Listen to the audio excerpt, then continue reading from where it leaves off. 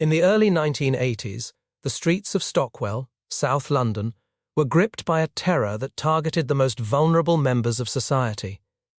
Between 1981 and 1983, a series of vicious attacks occurred, specifically aimed at elderly women living alone. The perpetrator, who became known as the Stockwell Strangler, entered his victims' homes under the cover of darkness, brutalizing and strangling them.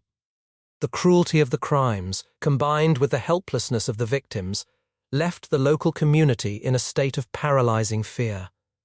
The investigation was both urgent and agonizingly difficult. Because the attacker was selective and careful, there were few witnesses, and the methods used left little forensic evidence for the police to work with. For months, the perpetrator moved through the neighborhood like a shadow, attacking victims in their own bedrooms. The police faced mounting pressure from the public to catch the killer before he struck again. But the case remained stubbornly unsolved as the death toll rose. The breakthrough finally came through persistent, intensive police work and a combination of witness tips and forensic evidence. In 1983, authorities identified Kenneth Erskine, a 20-year-old drifter who had been living in the area. Erskine had a history of erratic and antisocial behavior, and when investigators finally connected his movements to the timeline of the murders, they were able to build a case against him. When he was finally apprehended, the revelation of his identity was a shock to those who knew him, as he appeared to be an unremarkable young man who had hidden a deep-seated depravity behind a quiet exterior. Erskine was eventually convicted of 7 murders, though he was suspected of being responsible for even more.